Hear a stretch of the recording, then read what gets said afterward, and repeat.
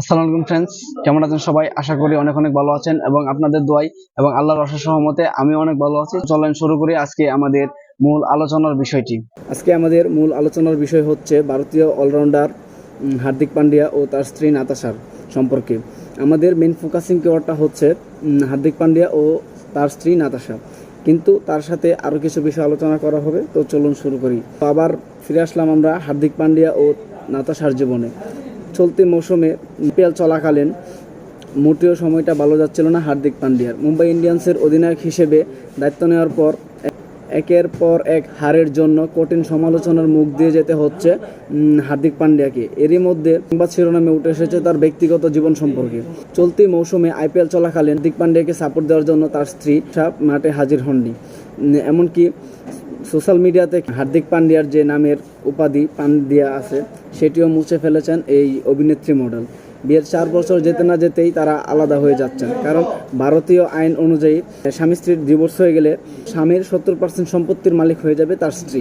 সেই লোভে পড়ে নাতাশাও চেয়েছিল যে পথে বসাবেন হার্দিক পান্ডিয়াকে, কিন্তু তার সেই স্বপ্নটি পূরণ হয়নি। এরই মধ্যে নাতাশা ইনস্টাগ্রামে আরও একটি পোস্ট করেছেন যে খুব শীঘ্রই কেউ পথে বসতে চলেছেন, কিন্তু ঘটনা তো তখনই ঘটে গেল। কথায় আছে না, লোভে পাপ আর তাতেই সর্বনাশ। বিশ্বের যে 1 নম্বর ধনী ছিল বিল গেটস, তার বউ তাকে ফাঁকি দিয়ে চলে গেছিল। সে ভাবছিল তার 50% সম্পত্তি নিয়ে বিল গেটসের কাছ থেকে চলে যাবে, কিন্তু সেটা কিন্তু ঘটছে। উনি কিন্তু 50% সম্পত্তি নিয়ে চলে গেছে। আবার কানাডার যে প্রধানমন্ত্রী জাস্টিন ট্রুডো, ওনার বউ কিন্তু ওনাকে ছেড়ে চলে গেছে। তারপর আবার ওই যে বিখ্যাত ফুটবলার আশরাফ হাকিমি, ওনার বউ দেখলাম ওনাকে ছেড়ে চলে গেল। এরকম 3টি বিরল ঘটনা ঘটে গেছে। ভারতে 3টি সেঞ্চুরি হয়ে গেছে, তাও আবার ক্রিকেটের মধ্যে 3টি সেঞ্চুরি।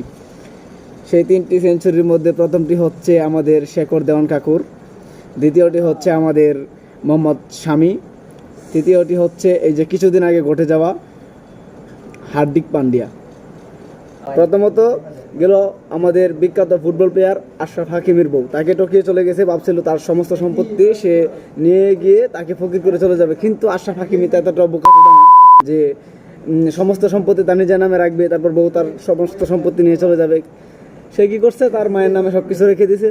ঠিক সেমভাবে মুম্বাই ইন্ডিয়ান্সের ক্যাপ্টেন, ওনার বউ ওনাকে ফাঁকি দিয়ে চলে গেছে ওনার বয়ফ্রেন্ডের সাথে। আগে ছিল বউকে ফ্রেন্ড, আর এখন হওয়া বউকে বয়ফ্রেন্ড। উনি ভাবছিল যে 70% সম্পত্তি নিয়ে ওই যে হার্দিক পান্ডিয়াকে একদম ফকির করে চলে যাবে, কিন্তু উনি তো সেটা করতে পারে নাই, কারণ হার্দিক পান্ডিয়াও ওদের মতো বোকাচোদা না। হার্দিক পান্ডিয়াও মনে করেন যে ওই ওনার যে সমস্ত সম্পত্তি আছে তার মার নামে লিখে। তো ফ্রেন্ডস, এতক্ষণ আমি যে বিষয়গুলো আলোচনা করলাম আশা করি তোমরা সবাই বুঝতে পারছো। তো না বুঝলেও বুঝে নিবা। এবং মেন যে টপিকটা নিয়ে আমি আলোচনা করছি সেটা হচ্ছে, কখনোই বর্তমান যুগের মেয়েদেরকে বিশ্বাস করবে না, যতই তারা বলুক না কেন আমি তোমাকে অনেক ভালোবাসি, কলিজার চেয়েও বেশি ভালোবাসি। বর্তমান যুগের মেয়েদেরকে বিশ্বাস করতে নাই। এটা আমাদের চোখের সামনে অনেক অনেক হাজার হাজার ঘটনা ঘটে যাচ্ছে, যেগুলো আমি যে কথাগুলো বলছি সেগুলোতে আমি আলোচনা করছি। সো বুঝে নেবা বিষয়গুলো। আর আমাদের যারা প্রবাসী বাইরে আছেন, অনেক পরিশ্রম করার পরে কিন্তু এই টাকাটা পাওয়া যায়। প্রবাসী বাইরে যারা আছেন, তোরা বোর নামে বলেও টাকা দেন না। বাংলাদেশেও এমন অনেক ঘটনা ঘটে গেছে যে আপনি বিদেশ থেকে টাকা পাঠাচ্ছেন আর আপনার বউ পার্কে গিয়ে অন্য ছেলের সাথে ঘোরাফেরা করতেছে, তো আপনি কিন্তু সেই বিষয়টা জানতে পারতেছেন না। ভুলও কিন্তু ওই যে খালনাগিনীর নামে টাকাটা দেন না, তাহলে কিন্তু এমন মারা খাবেন জীবন আপনি পিছন হাতাইতে হাতাইতে থাকতে হবে। তো ফ্রেন্ডস, এতক্ষণ আমি যে বিষয়গুলো নিয়ে আলোচনা করলাম সেই বিষয়গুলো তোমরা অবশ্যই খেয়াল রাখবা। আর সবচেয়ে যে জিনিসটা খেয়াল রাখবা সেটি হচ্ছে সমস্ত সম্পত্তি, মানে আমাদের মতো যারা যুবক ভাইয়েরা আছো, তোমরা যে টাকা পয়সা ইনকাম করবা, এবং আপনারা যারা প্রবাসে আছেন ভুলও কিন্তু বউয়ের নামে টাকা দেন না। তো আমি আর ভিডিওটা দীর্ঘ করতে চাচ্ছি না, আমি এখানে শেষ করে দিতে চাচ্ছি। আবার নতুন কোনো পর্বে নতুন কোনো বিষয় নিয়ে আমি আলোচনা করব। তো আমার সোশ্যাল পেজটি রয়েছে, সেটি ফলো করে আমার সাথেই থাকবেন। আমার আর বেশি কিছু বলার মুড নেই। আল্লাহ হাফেজ।